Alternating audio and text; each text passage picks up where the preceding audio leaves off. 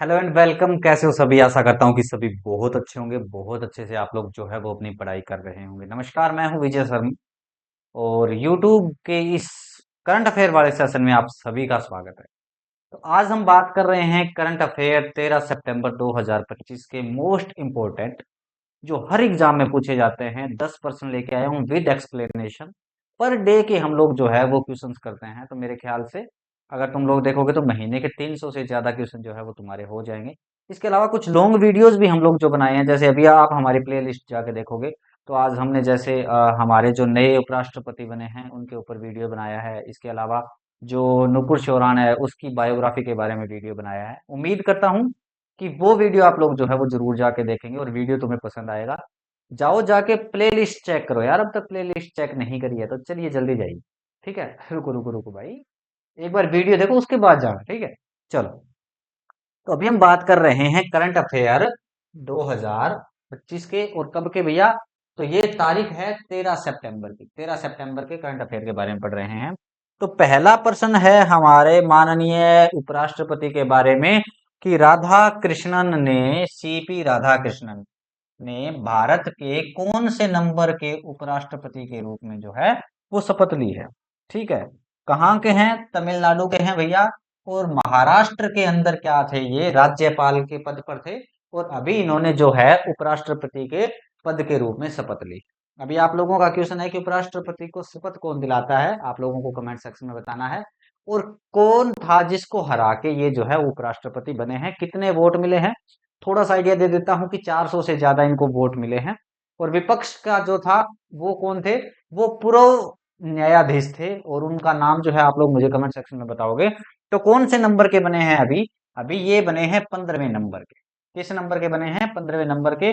कब बने हैं? 13 सितंबर 2025 को सीपी राधाकृष्णन के भारत में 15वें उपराष्ट्रपति जो है वो बने हैं। चलो ठीक है, उसके बाद हम बात करते हैं नेक्स्ट क्वेश्चन। नेक्स्ट क्वेश्चन क्या बोलता है? बेराबी सेरांग रेलवे लाइन किस राज्य में है और इसका क्या महत्व है? अगर रेलवे लाइन पूछी है तो कोई ना कोई तो कारण होगा भाई, क्यों पूछी है? चलिए बताते हैं। तो ये कहाँ पे है? ये है मिजोरम राज्य में। कहाँ पे है ये? मिजोरम। कहाँ गया इसका ऑप्शन? मिजोरम में। बी ऑप्शन जो है इसका राइट हो जाएगा, मिजोरम। इससे आइजोल रेल नेटवर्क जो है वो जुड़ गया है। इस चक्कर में ये क्या है? चर्चा में है। ध्यान रखना कि कोई भी क्वेश्चन है चर्चा में क्यों आया है। देखो, कहीं भी हो सकती है कोई चीज, लेकिन अगर वो चर्चा में है इसका मतलब क्या है? कि उस पे कोई ना कोई नई चीज हुई है।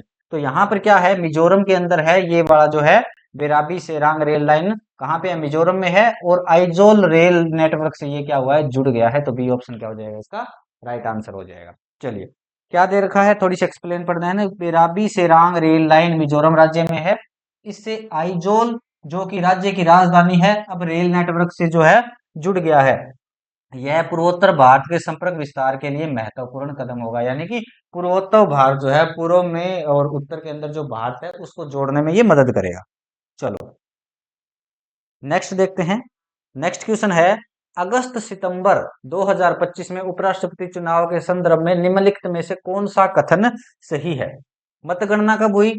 15 सितंबर को। ये तो गलत हो गई भैया, 15 सितंबर तो अब तक आया है, और अब तक तो हमारे उपराष्ट्रपति जो है वो बन चुके हैं। सीपी राधाकृष्णन ने बी सुदर्शन रेड्डी को 152 वोटों से हराया। बिल्कुल सही बात है भैया, इतने वोटों से क्या है, इनको हराया गया। इनके साथ मुकाबला था। उम्मीदवारों की संख्या 3 थी? नहीं भैया, उम्मीदवारों की संख्या कितनी थी इसमें? 2 ही थी।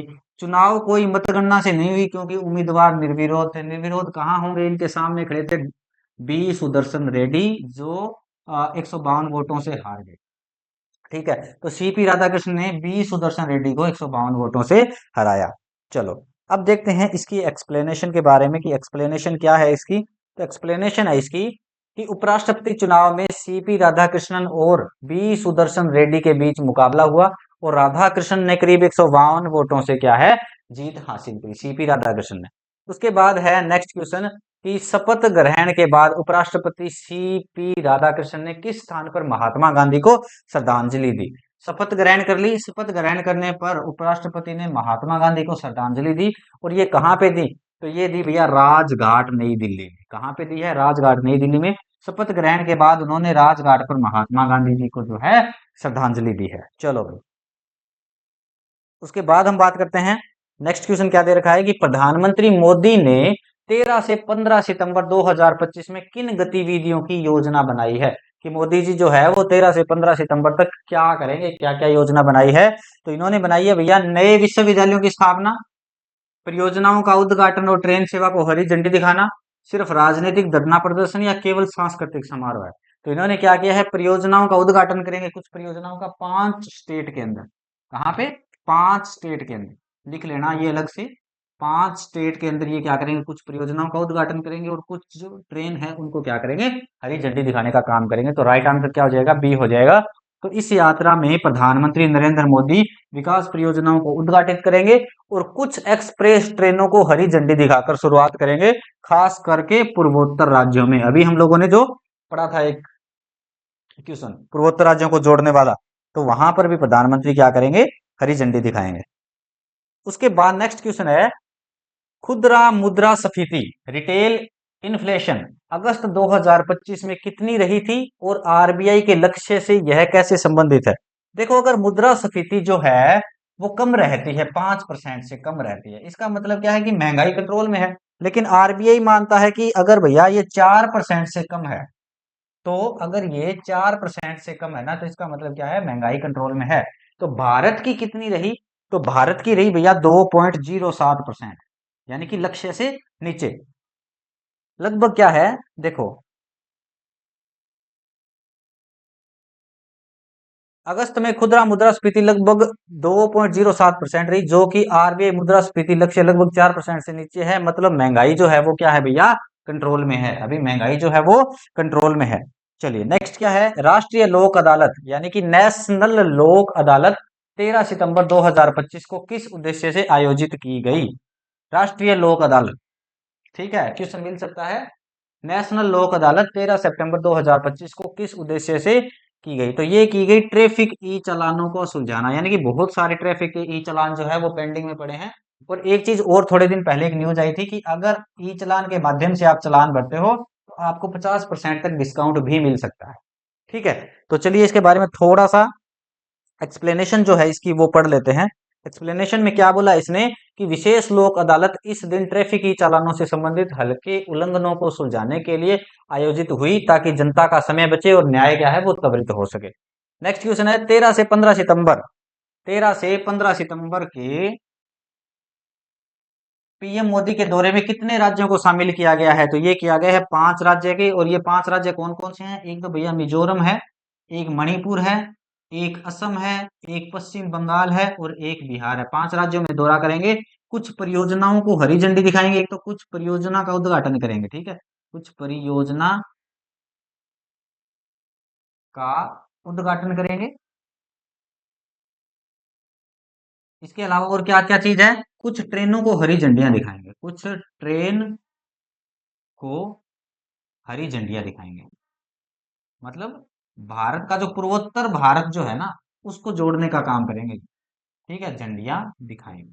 ये काम करेंगे प्रधानमंत्री नरेंद्र मोदी। चलिए आगे बात करते हैं नेक्स्ट क्वेश्चन। नेक्स्ट क्वेश्चन में कवि क्या कहना चाह रहा है? तो नेक्स्ट क्वेश्चन में कवि कह रहा है कि पीएम के दौरे के दौरान कुल कितनी परियोजनाएं उद्घाटित की जाएगी, मतलब कितने खर्चा आएगा या कितनी परियोजनाओं का उद्घाटन करेंगे?